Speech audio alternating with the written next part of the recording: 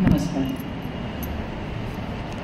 गीतेतील कर्मयोग या विषयावर आपण चिंतन करतोय आणि मागच्या प्रवचनामध्ये आपण यज्ञ या विषयावर थोडासा विचार करायचा प्रयत्न केला आणि त्यासाठी आपण म्हटलं होतं की भगवद्गीतेमध्ये असं सांगितलंय की यज्ञदान तपः कर्म न त्याज्यं कार्यमेव तत्. म्हणजे इतर कोणतंही कर्म हे केलं नाही केलं तरीही यज्ञ, दान आणि तप ही 3 कर्म कुठल्याच व्यक्तीने कधीच सोडू नयेत. म्हणजे आपण संसारात असलो तरी तीन प्रकारची लोक असतात. एकतर मुमुक्षु असतात, एकतर योगी झालेली असतात, किंवा जी आत्ता संसारात आहेत ती असतात. संसारात आहेत ती म्हणजे काय की जी पूर्णतः प्रत्येक कर्म, जवळपास प्रत्येक कर्म हे आपल्याला काहीतरी हवंय, काहीतरी मिळवायचं आहे ह्या भावनेने करतायत. ती तुम्हासारखी सर्वसामान्य सर्व लोक म्हणजे संसारात आहेत. मुमुक्षु म्हणजे काय की ज्यांना आत्म अनात्म ह्यातला जो विवेक आहे, म्हणजे हे आत्म आहे आणि हे अनात्म आहे यातला विवेक ज्यांच्या लक्षात आलाय, ज्यांना तो शब्द परिमाणाने कळलेला आहे पण अजूनही तो ज्यांना अंमलात आणता येत नाही, ते त्या पारमार्थिक वाटेवर हळूहळू चालता आहेत, त्यांना मुमुक्षु असं म्हणतात. त्यामुळे त्या व्यक्ती सुद्धा आणि जे संन्यासी किंवा जे ह्या सगळ्यातून पुढे गेलेले आहेत आणि ज्यांना परमात्मा म्हणजे काय हे कळलेलं आहे, त्याचं दर्शन झालेलं आहे, पण तरीही ते जीवनमुक्त अवस्थेत ह्या संसारात आहेत, अशा सगळ्यांनी तिन्ही लोकांनी कुठली कर्म कधीच त्यागू नयेत, तर ती यज्ञ, दान आणि तप ही कर्म कोणीच कधीही त्यागू नयेत. कारण त्यामुळे काय होतं तर त्यामुळे पावनानि मनीषिणाम आपलं जे मनुष्य मात्रांचं जे मन आहे, चित्त आहे, जे हृदय आहे ते पावन होणं, पवित्र होणं ह्याला मदत होते ह्या कार्याने. आणि म्हणून हे आपल्याला कधीही सोडायचं नाहीये.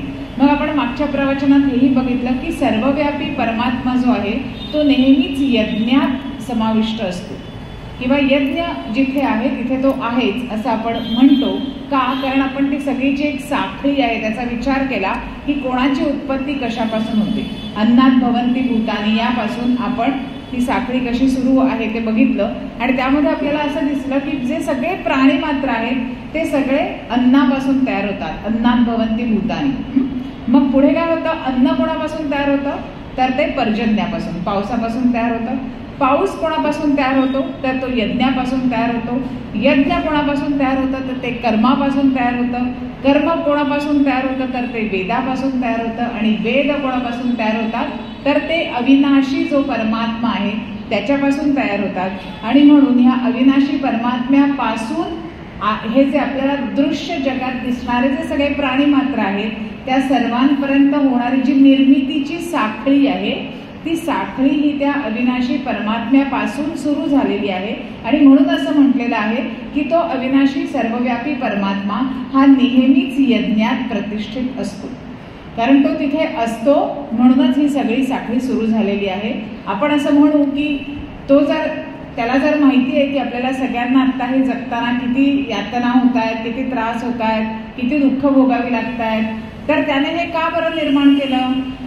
त्याचं उत्तर खरं तर असं कुठल्याच ग्रंथात आपल्याला अगदी सापडतच असं नाही. पण असं म्हणतात एकोहम बहुस्यामी, म्हणजे त्यालाही असं वाटायला लागलं की मी एकटाच आहे आणि असे बहुत असं जे सगळं विश्व आहे त्या विश्वात अशी अनंत प्रजा वेगवेगळ्या प्रकारची तयार व्हायला पाहिजे. आणि म्हणून त्याने त्याच्यासारखेच जीव निर्माण केले. आणि म्हणून आपण म्हणतो पिंडी ते ब्रह्मांडी, म्हणजे जे त्याच्या ठिकाणी आहे त्याच्यातूनच आपण सगळेजण निर्माण झालोय आणि त्यामुळे त्याच्यासारखेच आहोत.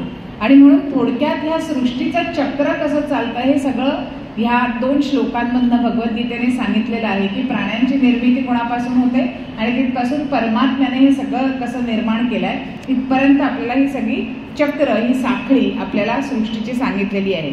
मग हे जर सृष्टीचं जे चक्र आहे किंवा ही जी साखळी आहे सगळी ती जर कुठेही तुटू द्यायची नसेल किंवा त्यातलं जर संतुलन जायला नको असेल, जर संतुलन अबाधित राहायला हवं असेल तर आज मनुष्य मात्रांनी काय केलं पाहिजे तर त्यांनी यज्ञ कर्म करायला पाहिजे. मग ही जबाबदारी मनुष्य मात्रांवर का आहे? कारण खरं तर सगळेच प्राणी हे अन्नापासून तयार होतात. मग मनुष्य मात्रांनाच ही जबाबदारी जास्त प्रमाणात का आहे? कारण मनुष्य मात्रांकडे विवेक आहे, बुद्धी आहे आणि खरं सांगायचं ना तर ज्यांच्या काही बुद्धी आपल्या इतकी प्रगत नाही त्या इतर प्राणीमात्रांकडून हे निसर्ग चक्र तोडलं जाण्याची शक्यता फार कमी आहे, कारण ते निसर्गाबरोबरच जगत आहेत. वाघ असं म्हणत नाहीये अजूनही की आता मला जंगलाचा कंटाळा आला, आता मला एखादा फ्लॅट घेऊन द्या, आता फ्लॅटचा कंटाळा आला, एखादा बंगला घेऊया, असं वाघ म्हणत नाहीये, सिंह म्हणत नाहीये.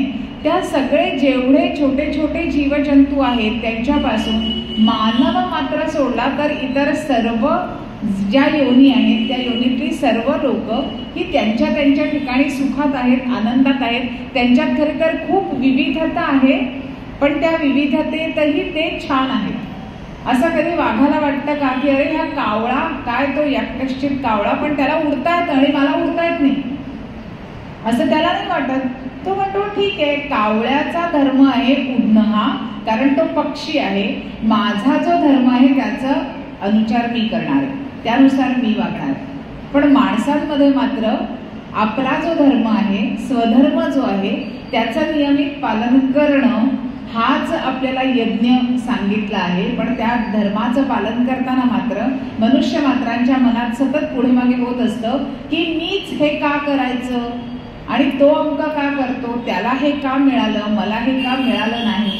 हा सगळा जो काही आपपर भाव सुरू असतो सतत, आणि एकमेकांबरोबर तुलना करायची आणि एकमेकांबरोबर तुलना करून कुठेतरी कधी स्वतःला खूप श्रेष्ठ किंवा स्वतःला खूप कनिष्ठ लेखायचं, हा जो भाग आहे तो सतत सर्व मानव मात्रांच्या मनात तयार होत असतो.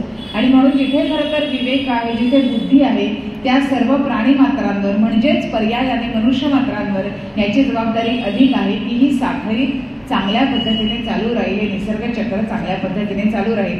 हा भाग आपण मागच्या प्रवचनात पाहिला होता. आणि मग हे चक्र जर सुरू राहायचं आहे आणि हा जर यज्ञ आपल्याला सुरू ठेवायचा असेल तर आपण हेही बघितलं होतं की मनुष्य मात्रांना फक्त अन्न वस्त्र निवारा एवढ्याच गरजा नाहीये, तर त्यांना बुद्धी पण दिलेली आहे. त्यांना कुठेतरी कधीतरी मनोरंजन करमणूक असावी असंही वाटतं. त्यांना कधीतरी असंही वाटतं की आमच्या भावभावना या महत्वाच्या आहेत आणि आत्ता मला अमुक वाटतंय, आत्ता मला खूप आनंद होतोय, खूप दुःख होत आहे आणि माझ्या भावनांना मला मोकळीक करून देता आली पाहिजे किंवा तसं वातावरण मला मिळालं पाहिजे. म्हणजेच एकीकडे फक्त अन्न वस्त्र निवारा या 3 गरजा भागून मनुष्य मात्राला चालत नाही, तर त्यांना इतरही ज्या सगळ्या त्यांच्या गरजा असतात त्या गरजा असतात.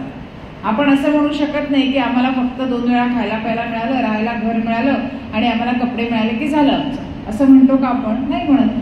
ते मिळालं की आपल्या इतर ज्या गरजा असतात त्या डोकं वर काढतात. आणि म्हणून मनुष्य मात्रांमध्ये जे सगळे विनिमय होतात, हा भाग आपण मागच्या वेळेला थोडासा बघितला होता की जे आपण परस्परांबरोबर जे आपले नातेसंबंध असतात, परस्परांशी आपलं जे काही देवघेव असते, त्या सगळ्यामध्ये सुद्धा कुठेतरी आपण एकमेकांपासून काहीतरी मिळवण्याचा आणि एकमेकांना काहीतरी देण्याचा सतत प्रयत्न करत असतो. आता ही देवघेव जितकी निरपेक्षपणे आणि सहज होईल तितकं ते यज्ञकर्म होणार आहे. पण बऱ्याचदा आज पाहायला काय मिळतंय की ही जी देवघेव आहे त्याच्यामध्ये सुद्धा खूप सुप्त असे काही हेतू आहेत आणि ते हेतू पूर्णत्वाला जावेत म्हणून अनेकदा हा विनिमय केला जातो. तर जेव्हा अशी काहीतरी फळाची इच्छा आकांक्षा केवळ आणि केवळ तेवढीच धरून जे केलं जातं तिकडे आपल्याला बघा कधीतरी असा भाव आपल्या मनात येतो, म्हणजे आपण करतो सगळं आणि मग असं आपल्याला वाटतं की अरे या व्यक्तीने आपल्याला वापरलं का आता. येतो की नाही असा भाव? कधीतरी येतो, कधीतरी नक्कीच येतो. तर हा वापरलं जाणं हा जो भाव कधीतरी आपल्या मनात येतो तो अगदी खरा असतो, कारण असे अंतस्थ हेतू घेऊन काही काही व्यक्ती नक्कीच आपल्याबरोबर वागतात आणि तेव्हा आपल्या मनातही येतं. म्हणजे मनात येण्यात काहीही गैर नाही, कारण आपण सगळी सर्वसामान्य माणसं आहोत. फक्त त्यातून आपल्याला शिकायचं आहे काय? आपल्याला शिकायचं आहे ते एवढंच शिकायचं आहे की जसा माझा वापर कोणीतरी केला तसा मी केवळ अंतस्थ हेतू माझा काहीतरी धरून कोणा व्यक्तीचा वापर करणार नाही. एवढंच आपल्याला थोडासा प्रयत्न करायचा आहे. आपण कोणतंही कर्म करत असू तेव्हा की माझ्या हातून कोणाचा वापर होणार नाही, कारण हा जो पुन्हा एकदा आपल्या सर्वांमधला विनिमय आहे, हा विनिमय म्हणजेच जर यज्ञ असेल तर आपण करत असलेली प्रत्येक कृती प्रत्येक कर्म हे त्या यज्ञात घातलेली एक एक समेधा आहे. आणि जर ती समिधा जितकी पवित्र, जितकी चांगली, तितका तो यज्ञ अधिक चांगला होणार आहे. आणि म्हणून आपल्याकडून कर्मरूपाने घातली जाणारी जी समिधा आहे ती पवित्र आहे ना, यासाठीची जी जागरूकता आहे ती आपल्याला आपल्या ठिकाणी तयार ठेवायची आहे, निर्माण करायची आहे. मग जर अशी मंडळी जर ह्या जगात तयार झाली नाही की जी या यज्ञात इतक्या पवित्र समिधा घालतील, तर अशा लोकांबद्दल भगवंत लगेच पुढच्या श्लोकात असं म्हणतात, एवं प्रवर्तितै चक्रम नानुवर्तयति हयः अघायुरिंद्रिया रामो मोघम पार्थस जीवती. त्यांनी 2 विशेषणं अशा व्यक्तींना वापरलेली आहेत की जे ह्या सृष्टीत ही जी साखळी सुरू आहे किंवा हा जो मनुष्य मात्रांमधला विनियोग चालू आहे, जे यज्ञकर्म आहे, ते जी मंडळी करत नाहीत आणि जी फक्त आपल्या स्वतःच्या इंद्रिय सुखात रममाण होऊन मला आत्ता हे सुख हवंय, माझ्या मनाला आत्ता ह्याने बरं वाटणार आहे, मग मी इतरांचा विचार करणार नाही, असा विचार करून जी मंडळी इथे काम करता आहेत या पृथ्वी तलावर, त्यांच्यासाठी कोणती 2 विशेषण ते वापरतात, तर त्यांना ते इंद्रिया रामः असं एक विशेषण वापरतात. इंद्रिया रामः म्हणजे जे विषय सुखात इंद्रियाधीन होऊन त्या सुखात रममाण होऊन फक्त ते जसे आहेत तसंच त्यांचं काम त्यांनी सुरू ठेवलंय. कुठेही मनोनियंत्रण, मनोनिग्रह, इंद्रिय निग्रह करण्याचा विचार जे करत नाहीत किंवा त्याप्रमाणे कृती करत नाहीत, त्यांनी इंद्रिया रामः असं म्हटलंय. आणि अशा व्यक्तीला अघायु असं दुसरं विशेषण वापरलंय. अघायु म्हणजे पापी आयुष्य जगणारी व्यक्ती, म्हणजे ती व्यक्ती ही पापी आहे असं भगवंत आपल्याला पुढच्या श्लोकात सांगतायत. त्यामुळे ह्या श्लोकांचा जो क्रम आहे तो ह्याच पद्धतीने आपल्याला भगवद्गीतेत सापडतो की त्यांनी आपल्याला ही सगळी साखळी आधी सांगितली आहे आणि मग ती साखळी जी कोणी व्यक्ती ती साखळी किंवा ते चक्र पाळत नाही किंवा त्या चक्राचा भाग होत नाही, त्या व्यक्तीला त्यांनी अघायु म्हणजे पापी म्हटलेलं आहे. मग आता आपल्याला हा पुन्हा एकदा आपल्याला चॉईस दिलेला आहे की आपल्याला कोण व्हायचं आहे भगवंतांच्या नजरेत. जर आपल्याला त्या परमेश्वराजवळ पोहोचायचं असेल तर सतत आपण विषयोपभोग घेत राहायचंय, सतत आपल्या मनाला काय हवंय तेच करत राहायचंय, की कुठेतरी विवेकनिष्ठ बुद्धी जी आपल्या ठिकाणी जागृत आहे त्या बुद्धीचं बोट धरून आपण पुढे जायचंय, हा विचार ज्याचा त्याने करायचा आहे. पुढे आपल्याला 4थ्या अध्यायात असंही सापडतं की ह्या सगळ्या सृष्टीमध्ये चातुर्वर्ण्यं मया सृष्टं गुणकर्म विभागशः, आपण त्रिगुणांचं आपल्या आयुष्यात काय स्थान आहे ते बघितलं की त्या प्रकृतीमधनं आपण सगळ्यांची निर्मिती आहे. प्रकृती हा एक अत्यंत महत्वाचा भाग आहे आपल्या सगळ्यांच्या ठिकाणी आणि म्हणून आपल्या सगळ्यांमध्ये त्रिगुण सतत आहेत, सत्व, रज आणि तम. कधीतरी सत्वाचं थोडंसं प्रबलीकरण असतं, कधी रजाचं, कधी तमाचं.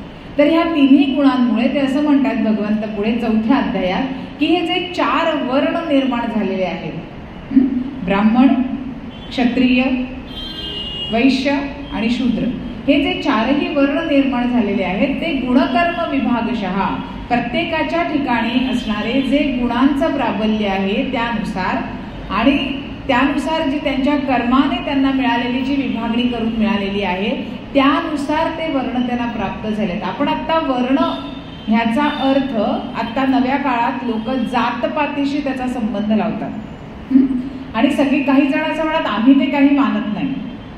तर खरं तर भगवंत आपल्याला इथे अगदी फोड करून सांगतायत की हे वर्ण म्हणजे आपण आज ज्याला जातपात म्हणतो ते नाहीये, तर ती एक व्यवसायानुसार व्यक्तीला प्राप्त झालेली जी काही त्या रचनेचा भाग म्हणून जी काही व्यवस्था केलेली आहे त्यातला तो त्याला प्राप्त झालेला वर्ण आणि त्यानुसार त्याने ते करायचं काम, एवढाच त्याला अर्थ आहे. म्हणजे खूप पूर्वीच्या काळी जेव्हा वस्तू विनिमय चालत असे त्या काळातही कोणीतरी समाजाला प्रबोधन करणारी व्यक्ती असेलच. आज ज्यांना आपण शिक्षक म्हणतो, प्रोफेसर म्हणतो किंवा महंत म्हणतो किंवा अजून कोणी म्हणू, तर ते सगळी जी मंडळी आहेत की जी काहीतरी जगाला मार्ग दाखवत होती. मग त्या लोकांचे संसार कसे चालत होते, तर वस्तू विनिमय पद्धतीमध्ये जर त्यांच्याकडून प्रबोधन घेणारी एखादी व्यक्ती ही जर सुतारकाम करणारी असेल तर त्या शिक्षकाच्या घरचं जे काही सुतारकाम असेल ते ती व्यक्ती त्या मुलाचे आई वडील जे कोणी असतील ते करून देतील आणि त्याच्या मोबदल्यात त्यांनी आमच्या मुलाला शिकवावं. एखाद्या व्यक्तीच्या घरी जर भाजीचा मळा असेल तर त्यांच्याकडून त्या शिक्षकांना भाजी मिळेल. एखाद्या व्यक्तींचं अजून कसलं शेत असेल तर तिकडून त्यांना धान्य मिळेल. ह्या पद्धतीने जोपर्यंत व्यवहार चालू होते तोपर्यंत हे सगळे जे वर्ण होते आणि आपल्याकडे 12 बलुतेदार असं म्हटलं जातं, ही जी पद्धत होती त्या पद्धतीमध्ये खूप जास्त तथ्य होतं आणि लोक त्या पद्धतीने जगत होते आणि त्यात कोणाला काही कमीपणा वाटत नव्हता. कोणाला असं वाटत नव्हतं की अरे मीच का माळी काम करायचं, मीच का बुरडाचं काम करायचं, मीच का सोनार काम करायचं, मी तिकडे जाऊन शिकवायचं का नाही सगळ्यांना. तर ज्याला जे स्वधर्माने काम नेमून दिलेलं आहे त्या प्रत्येक कामाचा, त्या प्रत्येक व्यक्तीचा समाजात गौरव केला जात होता.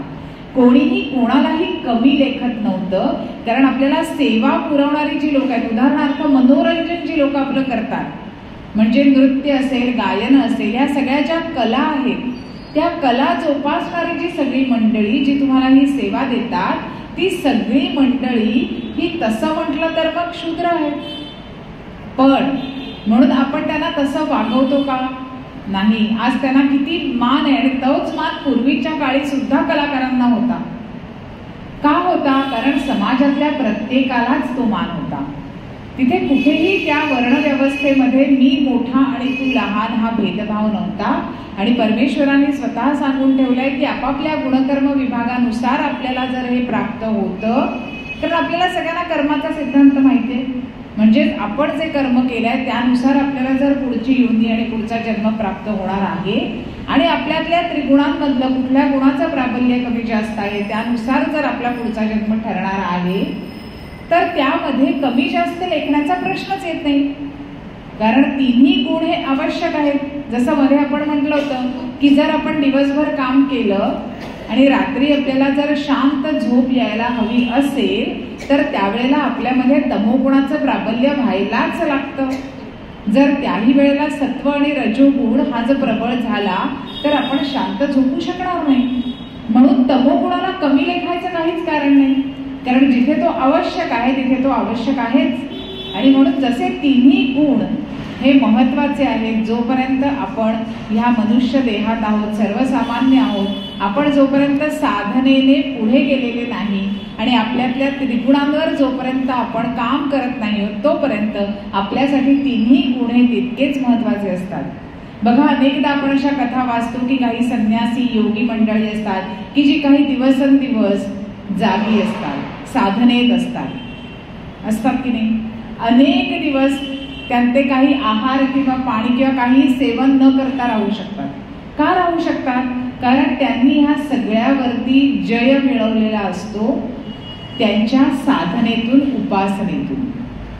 आणि जर आपल्याला तिथपर्यंत पोहोचायचं असेल तर प्रत्येक मनुष्याने आपल्या बुद्धीचं, विवेकनिष्ठ बुद्धीचं आणि त्याचबरोबर परमेश्वराचं जे अधिष्ठान आहे त्याच्या प्रति पूर्ण भक्तीचं, अशा दोन्हीचं एकत्रितपणे जर अनुसंधान ठेवलं तर त्यांना सगळ्यांना पुढे जाता येतं. आणि मग हा जो कर्ममार्ग आहे, निष्काम कर्ममार्ग आहे, तोही ह्या सगळ्याबरोबर अशी मदत करतो की जोपर्यंत आपल्या चित्तात मलिनता आहे तोपर्यंत आपलं प्रत्येक कर्म हे जर ईश्वरार्पण बुद्धीने आणि निष्काम पद्धतीने आपण जर करायचं ठरवलं, निष्काम बुद्धीने, तर तो एक प्रकारचा यज्ञ आहे. कारण मग तिथे आपण आपल्याला जो स्वधर्म आपल्याला जे नेमून दिलेलं आहे ते काम आपण करत असतो. मग आपण जर विचार केला तर एक यज्ञ सृष्टीत सुरू आहे, निसर्गात सुरू आहे. दुसरा जो यज्ञ आहे तो प्रत्येक माणसाचा त्याच्या त्याच्या अंतरंगात सुरू आहे. परमेश्वराने, भगवंतांनी वर्णन केलंय, 12 प्रकारचे यज्ञ सांगितलेत आपल्याला 4थ्या अध्यायामध्ये. त्याच्यामध्ये तपोयज्ञ उदाहरणार्थ, किंवा इंद्रिय यज्ञ आहे, किंवा असं म्हटलं जातं की हे वेगवेगळे जे अहिंसा, सत्य, अस्तेय, ब्रह्मचर्य, अपरिग्रह असे जे सगळे यमनियम सांगितले त्यांच्या संदर्भातला यज्ञ. तर म्हणजे काय? तप करायचं आपल्याला. तपोयज्ञ म्हणजे काय? की आपल्याला आपल्या वैयक्तिक पातळीवर तपाचरण करायचं आहे, तो यज्ञ आहे. आपण जेव्हा तपाचरण करतो तेव्हा त्या यज्ञात घातलेली ती एक समेधा आहे. मग तप करायचं म्हणजे काय? तप सुद्धा कायिक तप आहे, मानसिक तप आहे, वाचिक तप आहे. तपाचेही अनेक प्रकार आहेत.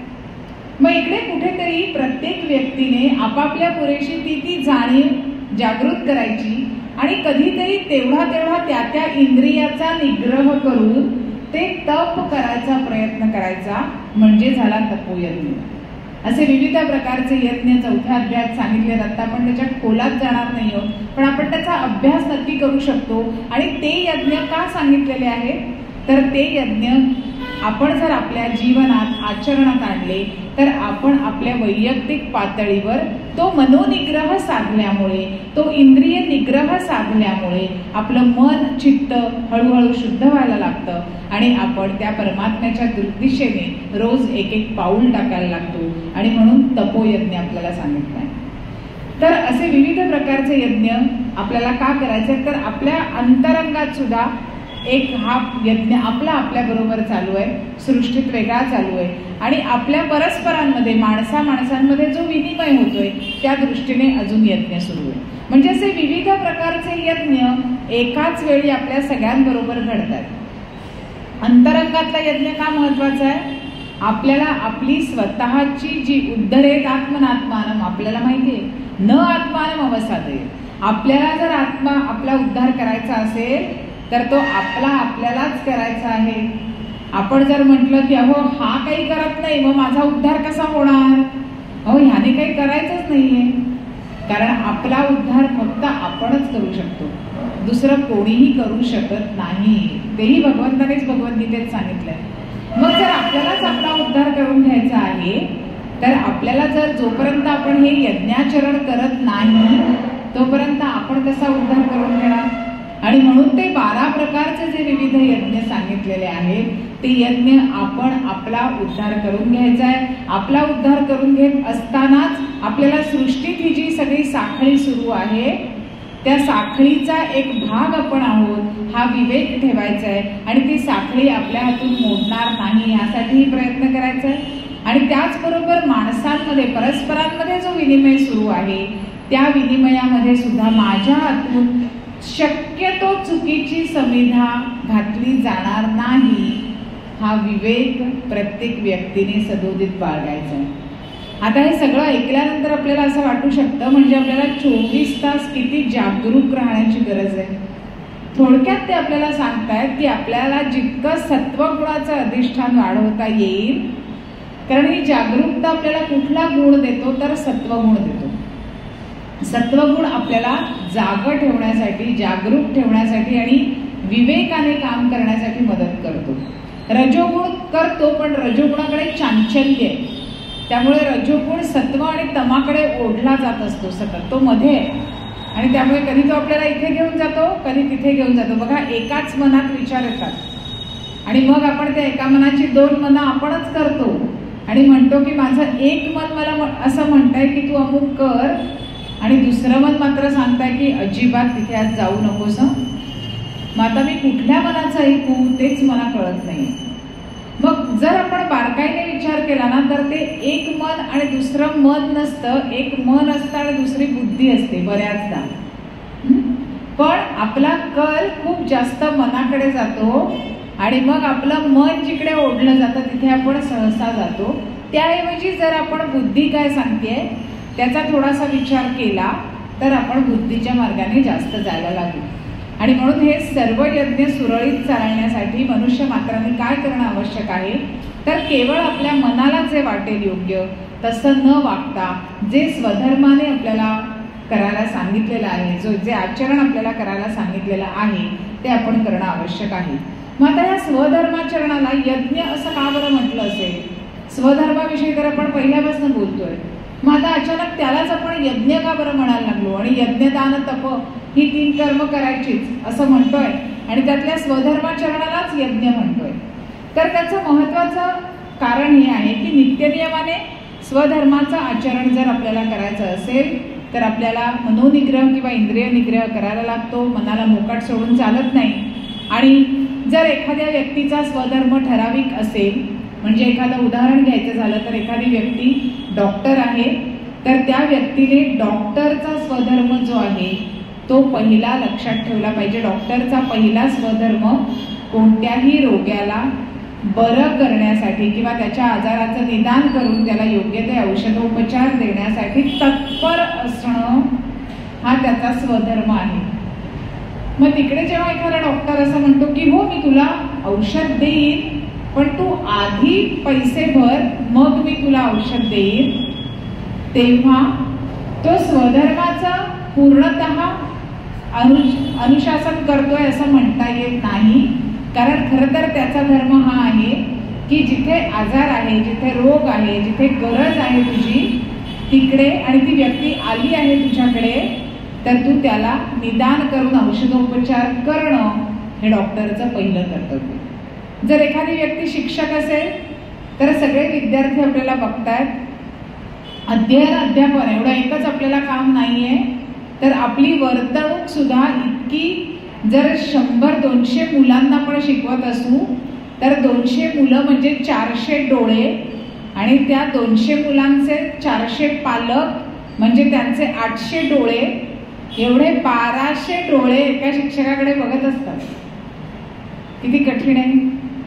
आणि म्हणून त्यांना स्वधर्माचं, जेव्हा आपण म्हणतो की त्यांनी स्वधर्म पाळला पाहिजे किंवा स्वधर्मात जे सांगितलं ते केलं पाहिजे, तेव्हा त्यांची जबाबदारी फार मोठी होते, फार वाढते. कारण त्यांना फक्त वर्गात आपण जे सांगतो ते बोलून चालत नाही, तर ते त्यांच्या आचरणात आणावं लागतं. जर वर्गात शिक्षक सांगत असतील की पुस्तकात असं लिहिलंय की उघड्यावरचे पदार्थ खाऊ नयेत कारण त्यावर माशा बसलेल्या असतात, मग माशांच्या पायामधून काहीतरी त्याच्यावर येऊन चिकटतं वगैरे, ते सगळं विज्ञान आपल्याला ठाऊक आहे. तर एखाद्या शिक्षकाने मग एखाद्या रस्त्यावरच्या ठेल्यावर जाऊन खाणं, हे 1200 डोळ्यातला कुठले तरी 2 डोळे बघूच शकतात. आणि मग आपोआप हे समोर येतं की तुम्ही वर्गात फक्त हे सांगताय पण तुमच्या आचरणात ते नाहीच आहे. आणि मग जर ते मूल घरी जाऊन आई वडिलांना म्हणाला की हा आम्हाला वर्गात ते शिक्षक सांगतात, पण अहो ते स्वतःच त्या दिवशी तिकडे त्या ठेल्यावर भेळपुरी खात होते, मग आम्हाला कशाला उगाच सांगतात. इकडे परमेश्वर आपल्याला का सतत हे यज्ञ कर्म आहे असं सांगतायत ते आपल्याला अधिक अधोरेखित होऊन कळतं. म्हणजे एखादं उदाहरण घेतलं की आपल्याला ते लवकर लक्षात येतं. आणि म्हणून स्वधर्माला धरून चालणं, आपल्याला जे आचरण करायला सांगितलंय तेच करणं हे आवश्यक आहे. पण मग सांगा, आता सर्वसामान्यांना जर असं काहीतरी खाण्याचा मोह होतो तर शिक्षकांना होणार नाही का? होणारच आहे. पण इथेच कुठेतरी हा यज्ञ का म्हटलाय? कारण मनोनिग्रह, तो इंद्रिय निग्रह. कारण इंद्रिय निग्रह आणि मनोनिग्रह जर शिक्षक करतील, जर आई वडील करतील, तरच तो मुलांपर्यंत जाणार आहे, पाझरणार आहे. ते पाझरणार आहे सगळं गणित, इकडून तिकडे पाझरतंय. आणि आज कुठेतरी हा मनोनिग्रह आणि इंद्रिय निग्रह सगळीकडचाच कुठेतरी लोप पावत चाललाय. सगळे आपल्याकडे चार्वाक होत चाललायत. ऋणम कृत्वा घृतम पिबेत अशी वृत्ती झालेली आहे. आज मिळताय ना, मजा करून घ्या. आणि ह्या वृत्तीमुळे कुठेतरी आपण ह्या यज्ञात ज्या समिधा घालतोय त्या समिधा खरंच तितक्या पवित्र आणि योग्य पडतात का, हा विचार करण्याचा मुद्दा आहे. आणि म्हणून स्वधर्माचरणाला यज्ञ यासाठी म्हटलंय की प्रत्येकाची जबाबदारी बनते की त्या स्वधर्मात, त्या यज्ञामधल्या ज्या समिधा आहेत त्या माझ्याकडून चुकीच्या घातल्या जाणार नाही. आणि म्हणून प्रत्येकाने ह्यासाठी काळजी घ्यायची. मग ह्या संबंधात ज्ञानेश्वर माऊली ज्ञानेश्वरीत खूप छान सांगतायत. ते असं म्हणतात की स्वधर्माचरण जर सुटलं तर वाईट कर्माकडे माणसाचा ओढा किंवा आसक्ती लवकर लागते. ते म्हणतात हा निजधर्मू जै सांडे कुकर्मी रती घडे. कुकर्मी, वाईट कर्माकडे माणूस लगेच वळतो. कारण तो काय म्हणतो, त्याला स्वधर्माचा विसर पडतो त्या क्षणासाठी. ते क्षणभराचंच असतं, त्या क्षणासाठीच पाऊल घसरतं आणि आपल्या स्वधर्माचा विसर पडतो. पण त्या क्षणातच काय होऊन जातं, एखादं वाईट कर्म आपल्या हातनं घडून जातं. आणि म्हणून ते म्हणतात हा निजधर्मू जै सांडे कुकर्मी रती घडे तेच बंधू पडे संसारिकू. आणि अशा पुरुषाला संसार बंध हा त्याच्यामुळेच प्राप्त होतो. आपण पुन्हा पुन्हा या जन्ममृत्यूच्या चक्रात का सापडतोय? कारण आपण हे जे स्वधर्माने अनुशासन करायचं जे आहे, आचरण करायचं आहे, ते स्वधर्माचरण विसरल्यामुळे त्या एका क्षणाचा आपल्याला मोह पडून कुठेतरी पाय घसरल्यामुळे आपल्याकडनं जे चुकीचं काम घडतं त्यामुळे आपण परत एकदा बंधनात पडतो. आपल्या संचिताच्या गाठोड्यात सतत काहीतरी टाकत राहतो. आणि म्हणून माऊली असं म्हणतात की संसारिक होण्यासाठी, या बंधनात आपण परत परत येण्यासाठी काय कारणीभूत होतं, तर हे कारणीभूत होतं. आणि म्हणून ते पुढे असं म्हणतात, म्हणून स्वधर्मानुष्ठान ते अखंड यज्ञ याजन. स्वधर्म अनुष्ठान ते अखंड यज्ञ याजन, जो करी तया बंधन काहीच नाही. जो हे करतो म्हणजे आपल्याला स्वधर्माचं अनुष्ठान जो करतो तो कधीच ह्या बंधनात सापडत नाही, असं माऊली आपल्याला स्वतः ग्वाही देत आहेत. आणि त्यांनी ज्ञानेश्वरीत म्हणून ठेवलाय की हे यज्ञ याजन आहे, स्वधर्माचं अनुष्ठान आहे. आणि म्हणून त्याचं महत्व आपल्याला अधोरेखित करताना माऊलींनी ह्या ज्या आपल्यासाठी ओव्या लिहिलेल्या आहेत त्या निश्चित खूप महत्वाच्या आहेत. त्याच्या पुढे जर आपण ह्या स्वधर्माचं अनुष्ठान केलं तर आपल्याला काय मिळतं आणि तो परमेश्वर आपला योगक्षेम कसा चालवतो हे सुद्धा माऊलींनी पुढच्या 2 ओव्यांमध्ये सांगितलंय. माऊली असं म्हणतात, या स्वधर्म पूजा पूजिता ही एक प्रकारची पूजाच आहे ना, कारण ही त्या ब्रह्मदेवापासून निर्माण झाली. आणि आपण मागच्या प्रवचनात बघितलं की जर एखाद्या देवतेचा कोप झाला तर त्या देवतेला प्रसन्न करण्यासाठी यज्ञ करायचा, आणि माणसाने यज्ञ केला म्हणून त्या देवतेने प्रसन्न होऊन जे काही त्या माणसाला इच्छित फळ आहे ते द्यायचं, हा सृष्टीचा नियम आहे. आणि म्हणून ते म्हणतात की हा जो स्वधर्म आहे, या स्वधर्म पूजा पूजिता देवता गणा समजता योगक्षेमू निश्चिता करीती तुमचा.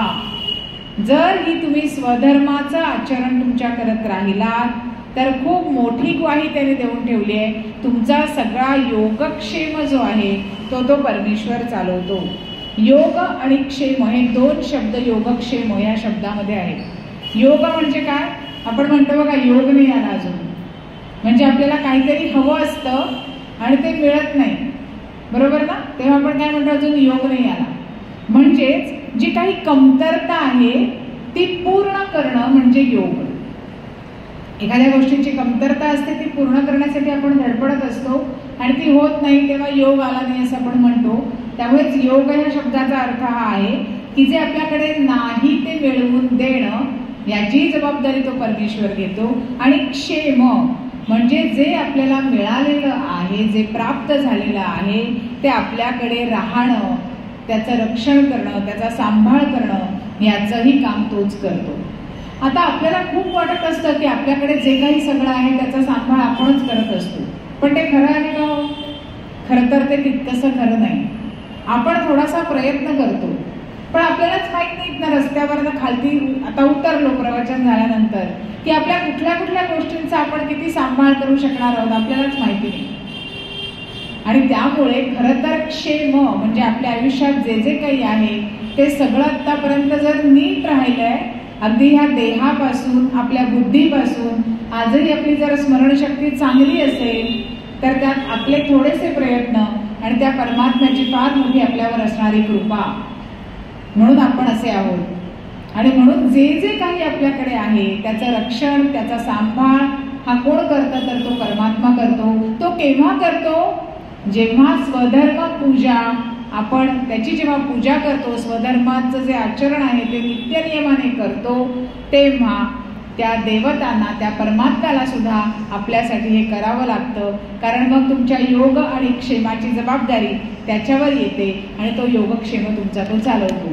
मग जर परमेश्वर आपला योगक्षेमच चालवणार असेल तर आपल्याला हे करायला काय हरकत आहे हो? कारण आपली सगळी धडपड तर योगक्षेमासाठीच चालली आहे की ज्याची कमतरता आहे ते सतत भरून काढणं आणि जे आहे ते सांभाळणं. बघा, एखाद दिवस आपलं अचानक ठरलं आपल्याला कुठेतरी जावं लागणार आहे परगावी, आणि नेमकं आपण काहीतरी लॉकरमधनं घरात आणून, सगळ्या महिला म्हणून हे उदाहरण देते, काहीतरी सोनं नाणं घरात आणून ठेवलेलं असेल तर सगळ्यात पहिले आपल्या डोक्यात चिंता निर्माण होते की नाही की आता आपण 4 दिवस बाहेर चाललोय, घरात कोणी नाहीये, आता हे सगळं उचला आणि शेजाऱ्यांकडे तरी नेऊन ठेवा किंवा कोणीतरी नातेवाईकांकडे ठेवा, कारण आता बँका बंद झाल्या. म्हणजेच काय, जर आपल्या गोष्टी आपल्याकडे आहेत तर त्याचा सांभाळ करणं, सांभाळ होणं ही पण एक गरज वाटते ना आपल्याला. आपण नुसतं असं म्हणत नाही की जी कमतरता आहे तेवढीच पूर्ण करा. आपण म्हणतो जे मिळालंय ते राहू दे बाबा, ते तसंच राहू दे. बघा, एखाद्याच्या आयुष्यात सुख आलं तर आपण पण म्हणताना सहज म्हणतो, हा छान, तुला आता हे मिळालंय ना, हे असंच राहू दे. म्हणजेच त्याचं रक्षण होऊ दे, त्याचा सांभाळ होऊ दे.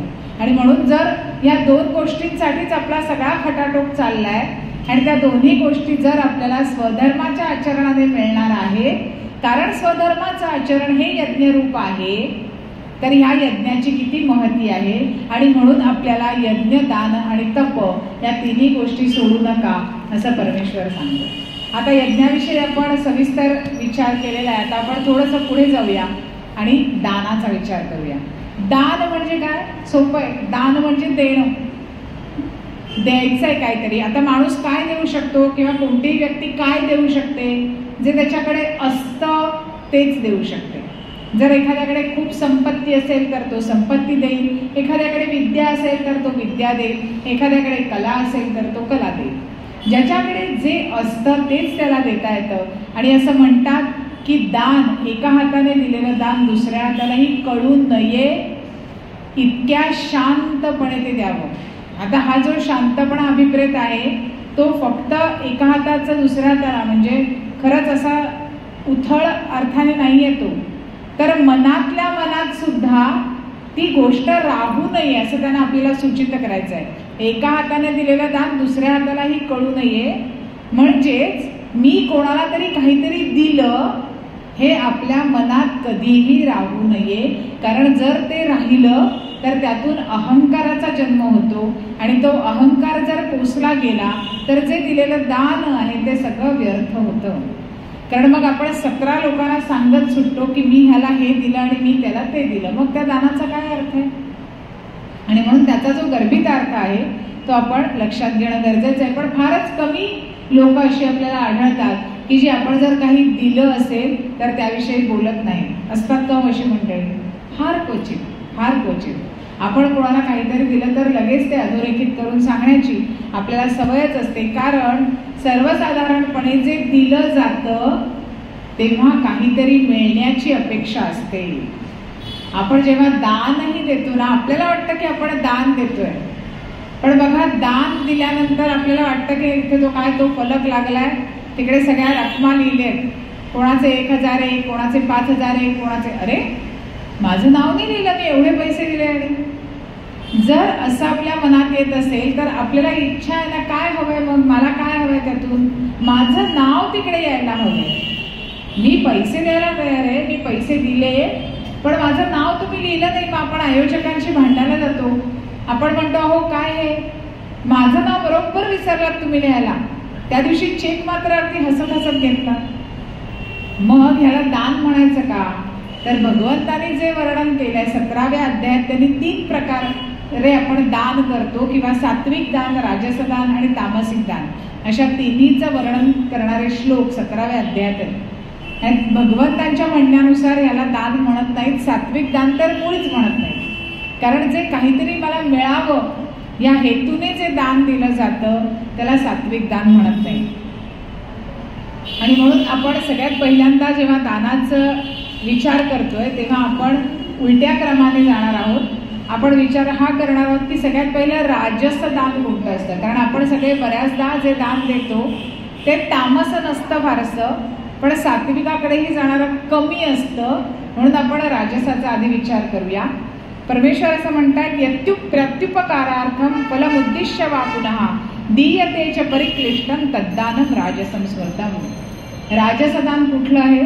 प्रत्युपकारार्थम, प्रतिउपकारार्थम. म्हणजे काय? मी तुझ्यासाठी काहीतरी केलंय ना, तर तू माझ्यासाठी काहीतरी कर. म्हणजे मी तुझ्या मुलाला महाविद्यालयात ॲडमिशन देतो, प्रवेश देतो, कारण ह्या महाविद्यालयाचा त्या डिपार्टमेंटचा मी प्रमुख आहे, पण माझ्या मुलाला नोकरी लावशील ना? म्हणजेच काय? एकीकडे मला असं वाटतं की मी त्याला मदत केली, एक प्रकारचं हे दान झालं ना, कारण मी माझ्याकडे जे आहे तेच देऊ शकणार. त्यामुळे जर मी एखाद्या पदावर आहे, जर मी महाविद्यालयात एखाद्या डिपार्टमेंटची हेड आहे, तर एखाद्या विद्यार्थ्यासाठी त्या डिपार्टमेंटला प्रवेश देता येण्याचं तेवढं स्वातंत्र्य किंवा तेवढा अधिकार कदाचित असू शकतो त्या व्यक्तीकडे. पण जर त्या व्यक्तीचा हेतू हा आला प्रतिउपकारार्थम, मी देईन तुझ्या मुलाला प्रवेश, पण तू माझ्या मुलाला किंवा मुलीला नोकरी दे, किंवा तू इतर कोणत्या तरी अंगाने मला मदत कर, तरच हा प्रवेश निश्चित होईल, तर ते राजस दान मिळेल. कारण तिकडे आपण ही अपेक्षा केली की माझ्यावर कोणीतरी हा प्रतिउपकार करणार आहे, मला प्रतिमदत करणार आहे, आणि म्हणूनच मी हे दान द्यायला तयार आहे. आणि म्हणून त्याला त्यांनी राजस दान म्हटलंय. फलमुद्दिश्य, काहीतरी फळाची अपेक्षा आहे मनात, हे मिळायलाच पाहिजे. ते मिळणार नसेल तर मी कशाला दान देऊ? तिकडे जर माझ्या नावाचा बॅनर लागणार नसेल तर मी कशाला देणगी देऊ? आणि मग माझ्या वतीने कशाला तिथे इतका मोठा सगळ्यांसाठी कार्यक्रम आयोजित करू? त्या कार्यक्रमाच्या खाली माझं नाव पाहिजे हो आयोजक म्हणून. जर नाही तरच मी एवढे पैसे देईन या कार्यक्रमाला, असं जेव्हा आपण म्हणतो तेव्हा कुठेतरी ती प्रसिद्धी, म्हणजे मला आता यातनं फळ काय हवंय? प्रसिद्धी हवी. मला बाकी काय नको. माझ्याकडे पैसे आहेत, पद आहे, प्रतिष्ठा आहे, मी सगळं देऊ शकते, पण मला प्रसिद्धी हवी. आणि मग त्या प्रसिद्धीसाठी मी जे देते ते एक प्रकारे दान आहे. पण मग परमेश्वर म्हणतात की ते राजस दान आहे, भगवंत असं म्हणतात. आणि म्हणून हे जे आहे ते तितकं पवित्र किंवा तितकं श्रेष्ठ आहे असं मानलं जात नाही, कारण ते सात्विक दान नाही. सात्विक दान हे सर्वात श्रेष्ठ दान आहे. त्यानंतर तामस दान कोणतं आहे? अदेशकाले यद्दानम अपात्रेभ्यश्च दीयते. देश, काल, पात्र ह्या 3 गोष्टी महत्वाच्या असतात दान देत असताना. देश म्हणजे काय? कोणत्या ठिकाणी, काल कोणत्या वेळी, आणि कोणाला आपण देतोय. बघा, योग्य व्यक्ती, योग्य ठिकाण आणि योग्य वेळ ही साधावी लागते. एखाद्या विद्यार्थ्याला शिक्षणासाठी मदत करायची आहे आणि जर त्याचं शिक्षण पूर्ण झाल्यावर आपण त्याला म्हटलं, अरे खरं तर मला तुला ना मदत करायची होती शिक्षणासाठी, पण मला काही शक्य झालं नाही रे. म्हणजे शक्य झालं नाही म्हणजे खरं तर आर्थिक बाजू होती, परिस्थिती होती, पण माझ्या मनाने तेव्हा उचल खाल्ली नाही की तुला द्यावं यासाठी पैसे, म्हणजे मला शक्य झालं नाही असं आपण म्हणतो. म्हणजेच काय झालं, आपण त्याला आता मदत करायला तयार होत, पण आता त्याला गरज नाही.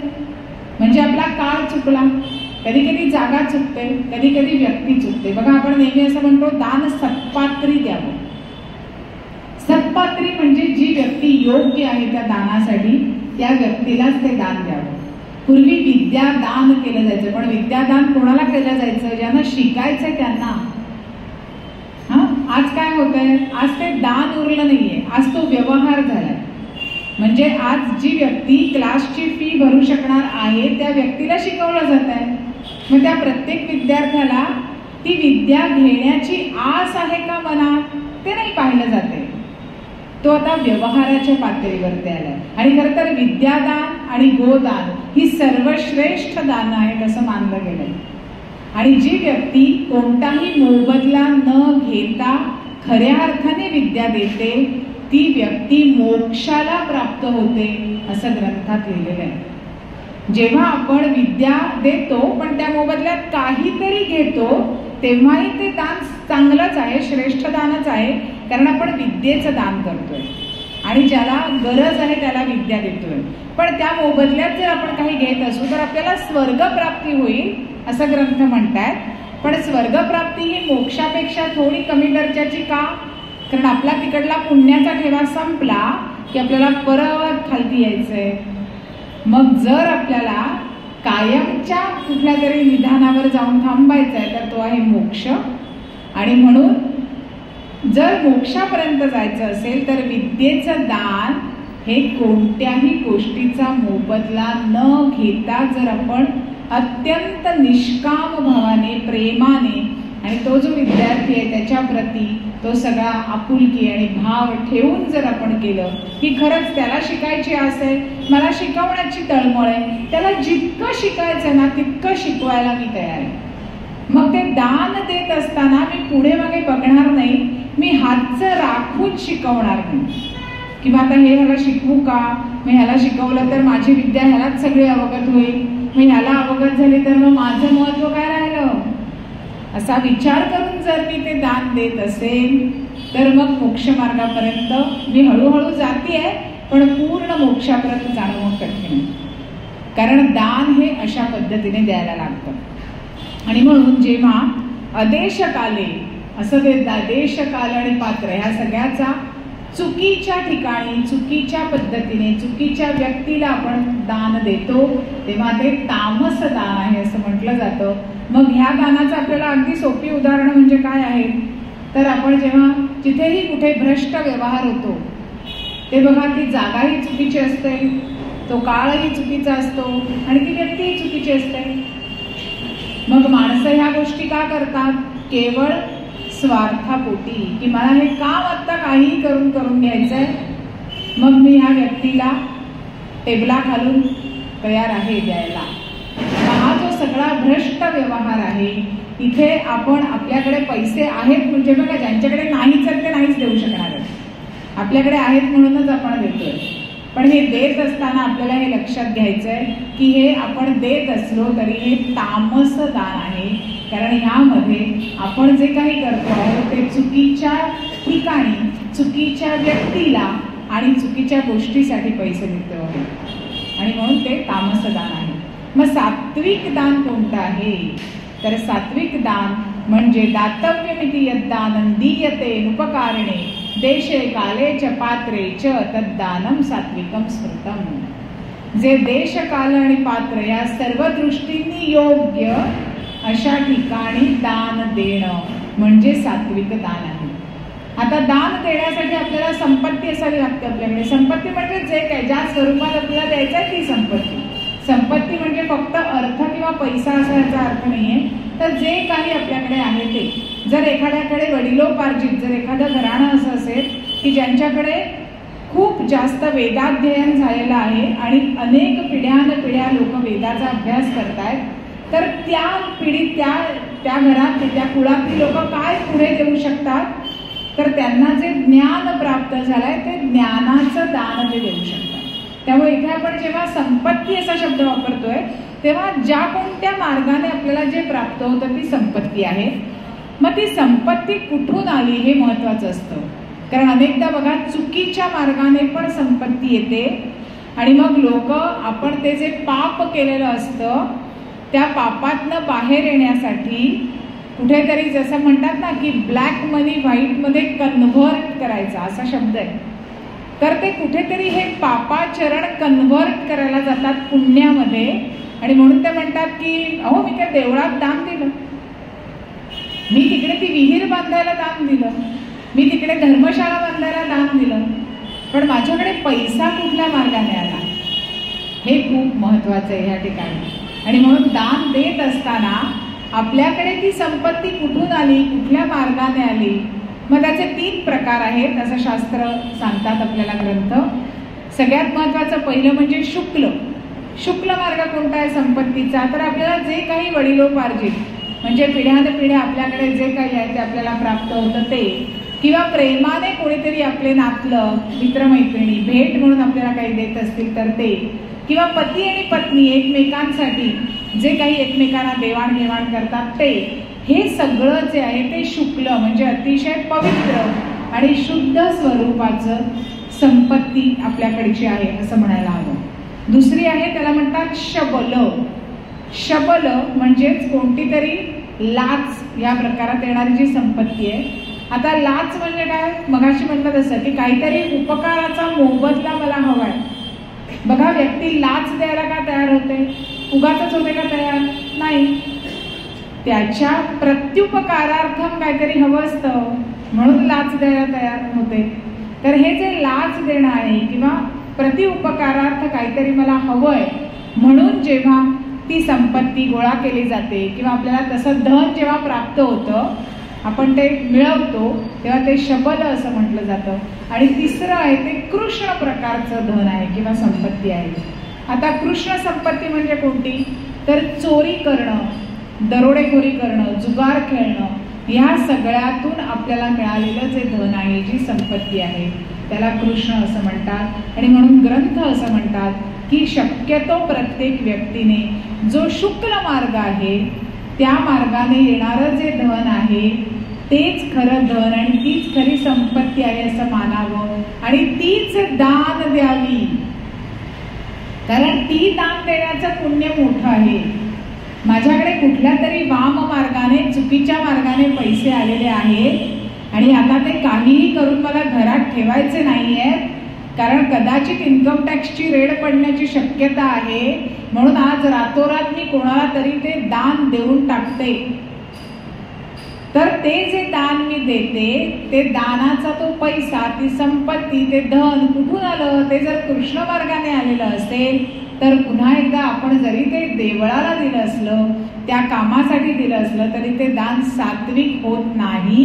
कारण धन किंवा संपत्ती कुठल्या मार्गाने आली हेही इथे महत्वाचं आहे.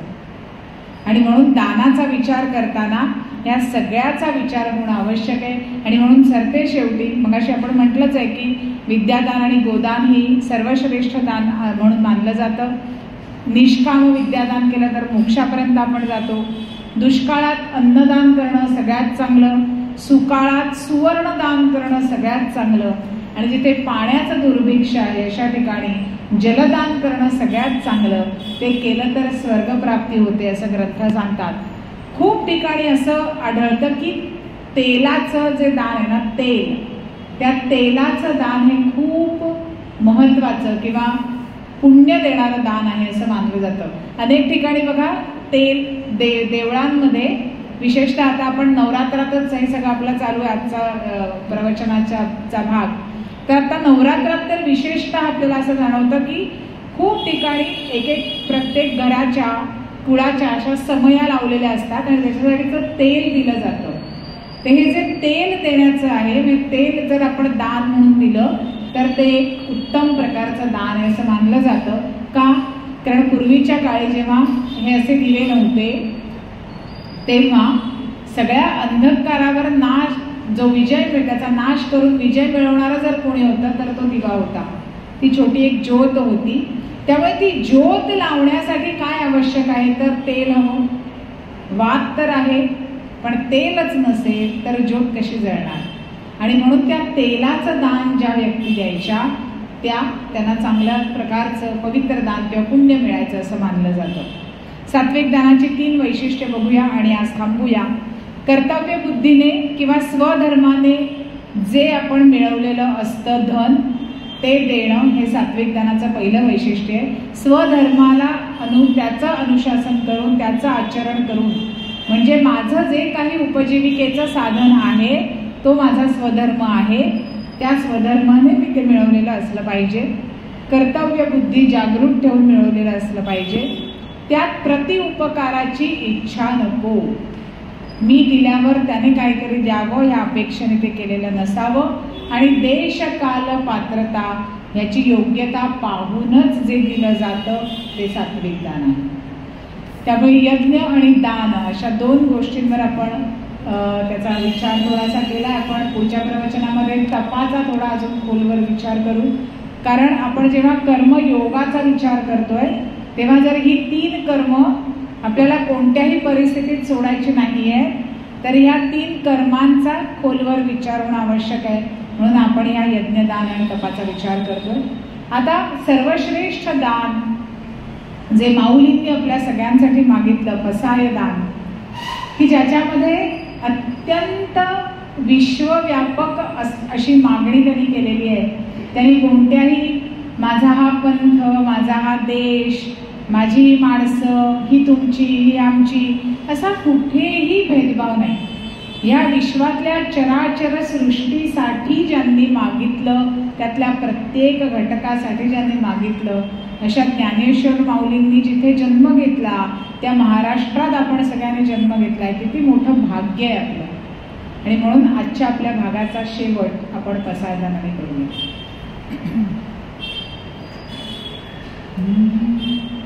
आता विश्वात्मके देवे येणे वाग्यज्ञे तोषावे, तोषो निमज द्यावे पसाय दान हे.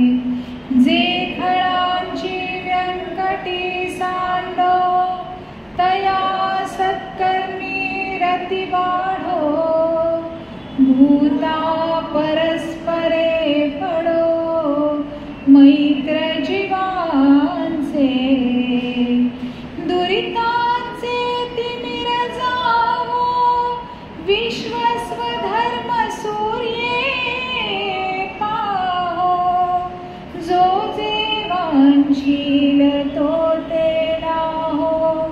प्राणिजात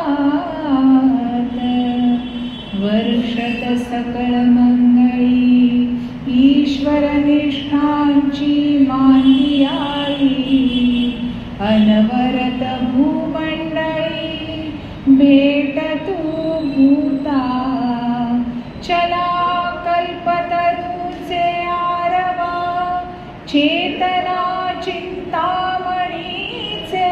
गावा बोलते जे अर्णव